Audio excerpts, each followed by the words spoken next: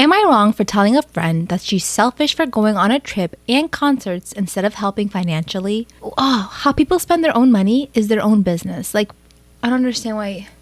Here we go. I, 27 female, am a stay-at-home mom of 3. I have a friend, Kayla, 27 female, who I met in college. I got pregnant in my last year and considered dropping out, but I pushed through and she helped me with a lot of coursework. After we graduated, she continued with her master's and now has an excellent job. I'm not sure what exactly she's doing, but it sounds important and she has an amazing salary. Her boyfriend, Tristan, 30 male, works with her and they have no kids, meaning 2 incomes but no responsibilities beyond basic bills. You don't know the responsibilities. Why are you assuming about their income? My husband and I have been struggling financially for a while now. Having 3 kids in this economy isn't easy. Kayla has known about my issues and she loaned me money occasionally to help pay my credit cards. She's been very patient with me paying it back. The other day, she was telling me about how she has her summer plan. She's going to some concerts and then she's going to travel abroad because her work allows her a lot of annual leave. I got sad and asked how much it's going to cost. I wish I could do something similar. And she changed the topic, not wanting to answer the question about money. She's done that before and she told me she hates talking about finances with friends. It makes her uncomfortable. But I pushed and she eventually told me it was a lot of money. I admit I got very jealous and called her selfish to spend so much on silly little trips when she could have helped me lay my mortgage. What? Why the fuck would she help you with your mortgage? And on top of that, she already's been giving you money that you owe her and you want her to give you more. Ugh. She wasn't happy and told me that she already helped me a lot and she can do with her money what she wants and told me that I should consider finding a job and stop trying for another kid. Yeah, why is you pushing out babies you can't afford any of her problem? Like, at all. I told her that how many kids I have is none of her business, but as a friend, she should be supportive. Oh my God.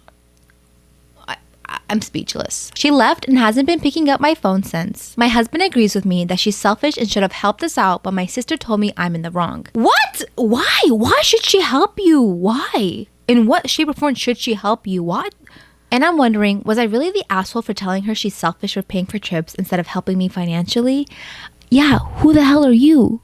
Am I wrong for requesting that my brother give me $20,000 to help me pay for my wedding since he makes a lot more money than me? I, 23 female, am engaged to my fiance, 27 male. I am also the mother to my daughter, 4. I wasn't able to go to university full-time since I was raising my daughter. However, I am currently studying history online where I will hopefully be able to become a history teacher. Balancing studying while raising my daughter hasn't been easy. However, having my fiance supporting the family has really helped since my fiance works in a research lab. We have enough money to live comfortably, but saving up money to have our dream wedding would take years. Then you don't get to have it. Or wait that long. You don't get to ask other people for their money. Like, that's why dream weddings are called the dream. My brother, 28 male, works as a hospital doctor. His wife also works as a hospital doctor, so to say they are well off would be an understatement. My brother hasn't had the same struggles of raising a child since they both don't want any children. I don't like you calling it a struggle because I feel like struggles are things that you can't control. You chose to have a child. That is on you. I don't mind the fact that they both don't have any kids, but they have been able to save a lot of money due to this. Recently, I asked my brother if he would be able to help pay for my wedding, since having him contribute to my wedding would help make it a magical moment for me. My brother offered to give me $5,000 towards my wedding, which honestly surprised me.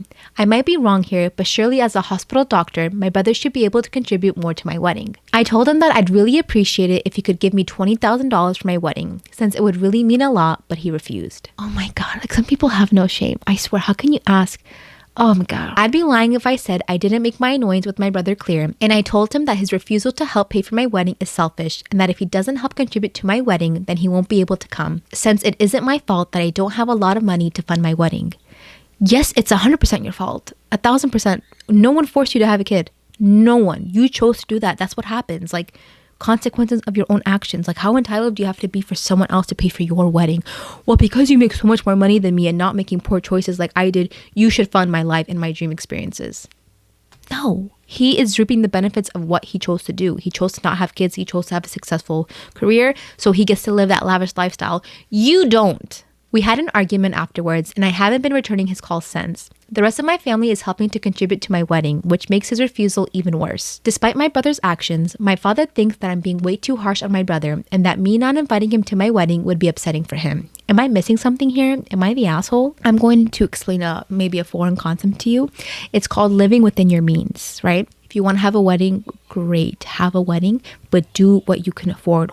Why are you begging other people for money to throw you weddings? Like, I offered to let my mom live with me under the exact same terms I lived with her as a teen. I don't know why in God's good name my mom thought I would be the one to come to. We don't get along. I went to live with my dad at 16 because she told me that she hated me and kicked me out. My older brother, the golden child, I know for a fact has a spare bedroom she could sleep in now that she's losing the house. My mom's situation is entirely her own fault as well, which makes this all the more annoying. She and my stepdad bought a 7-bedroom house 10 years ago, right after she left her job of 20 years to work at some stupid startup that was out of business in only 3 years. My stepdad spent the last years of his miserable life bedbound because he ignored every doctor telling him to stop shoving his face full of food at every waking moment of the day. So he died at 500 pounds and in misery. Well, when he died earlier this year, it pretty much drained the last of the money that my moron of a mother had remaining, and now the bank's taking the house back. So she shows up at my door for some reason. After mistreating me since I was a kid and ignoring me unless she wanted something since she married that thankfully dead land whale, she had the nerve to ask to live with me. It's only me and my husband in our 2-bedroom house, sure, but that spare bedroom is his office, and the basement's my art studio, and the couch in the front of the fireplace is for our lovely cats. There is no room for that wicked hag anywhere in this house, but I knew this opportunity would never come again, so I told her that she could live with us, if and only if she decided to follow the house rules. All electronics were to be turned off by 6 p.m. If she was caught with any after that, they would be taken away and sold at the next yard sale. Bedtime was 7:30. If I caught her up, I would take away all of her clothing for the week. She may only shower for 5 minutes once every 3 days. All chores must be done at the moment she wakes up. If I roll out of bed and they're not done, she will not be getting meals for the day. She must make sure that she is alert at all times. If I and hubby need something done, it has to be done at that moment, or else she will lose her bedding privileges for the night. She will be in charge of cooking 1 meal each day that I choose, and if it's not made to my liking, then she will not be allowed to join us and instead will eat the cheapest frozen meal available. I will be reading all of her mail, text messages, and emails. I will give her the ones that I deem acceptable communication under my roof. Her car will be my own personal travel car. She will also drive me wherever I want. She will still have to pay for gas. And last but not least, if at any point she displeases me, I will be calling my brother to pick her up from a nearby gas station. I will get to choose what she takes to put him in a torn up backpack before dropping her off without looking back. She called me a monster and told me that these conditions were inhumane and asked if I was insane. These were the exact conditions I lived under for years as a teenager. The exact conditions she tormented me with for years until she finally let me go live with the one parent that loved me. And these would be the conditions that she would suffer under if she dared to ask me to home her worthless, joy-sucking soul. I don't know where she went after she stormed out of my house. My brother called me and told me that I have the biggest balls in the family for the son that I pulled. From the sounds of it though, none of the spawn want the brood mother to live with them. I hope she finds a nice park bench to stay on. Am I the asshole for wanting to serve my ex papers for full custody and child support for my daughter now that he has a new baby? I, 31 female, have a wonderful 7-year-old daughter that I would go to the moon and back for and have been supporting her as a single parent. My ex, 31 male, hasn't really been in her life since we split when she was 2.5. He hasn't paid child support for at least 4 years and has sporadically visited her at his parents' home when she visits. He says he will visit her while hyping her up and then not show up only to give us a BS excuse on why he never showed up, leaving her devastated and upset that he didn't spend time with her. He has blamed me for everything under the sun, which I can prove to not be true. For example, he blames me for not calling him so he can video chat with her on my days off when he doesn't even attempt to try in the first place on his days off. He even stated that he couldn't pay child support because he was rebuilding his car. My ex had seen multiple girls in the past 4 years but has been seeing his current girlfriend for about a year at this point, and she has a 3-year-old daughter. He shunted our daughter to be his girlfriend's daughter's father doing father-daughter activities, like going to the pumpkin patch, holidays, and spending time with the 3-year-old. He forgot his own daughter's birthday for 2 years in a row and possibly for a 3rd time this year. His family and I heard a rumor that his girlfriend was pregnant 3 to 4 months ago. His parents wanted to be in the baby's life, and I was excited that my daughter would have a half-sibling since I don't want more kids. He vehemently denied that she was pregnant and we left the subject alone. Well, about 10 minutes before I started my shift, I was told and shown that my ex's girlfriend had their baby girl that morning. I was livid. He had lied to all of us that the baby was coming and severed whatever trust with him we had left. I started looking at family attorneys in my city because I know this will get messy. He wants parental rights without having to lift a finger or pay child support. I want full custody since our daughter lives with me full time. Before people ask, no, he's not in our daughter's life unless he wants others to see he's being a good dad. The last time he visited her, she didn't even recognize him at all. Yes, I have filed for child support several times in the past only for them to die in court because he didn't want to sign the paperwork. I'm at my wit's end with him. I've vented to a couple of close friends and close coworkers about this, and the majority are saying that I'm the asshole because I should be excited for the new baby and that with the new baby he won't have the funds for child support. Am I the asshole for being mad that my dad didn't get me a car for my birthday? I, female, just turned 18 2 weeks ago. I'm the youngest of 4 kids, and on their 18th birthdays, all my siblings got given a car by your dad. The condition was that you had to maintain good grades, which they all did. I'm definitely not the smartest of the kids, and I'm a fairly middle student. I do okay, but I'm not like my other siblings who get good grades pretty easily. But I honestly try my best and do have a tutor, and I've never failed a class. My birthday just came and my parents are separated. My mom got me some really lovely presents and my dad got me some perfume, which was lovely, but there was no mention of a car. Am I the asshole for being mad my dad didn't get me a car for my birthday? I didn't want to say anything in front of everyone, but my brother and sister who were there gave each other the whole smirky-eyed side-eye thing. Just because they didn't see the box with the keys in that they got. I just pretended like I didn't see it.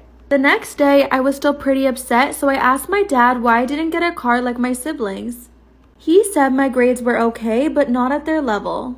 I got upset and said that he knew I tried really hard and gone to every session with my tutor. He then said, "Looks like your best isn't good enough," and I shouted at him. I'm sick of being the least favorite child. Am I the asshole for tricking my sister into giving her kid a stupid name? So my sister and I were pregnant at the same time and started discussing baby names. I said that I would not be telling her the one that me and my husband chose for our son.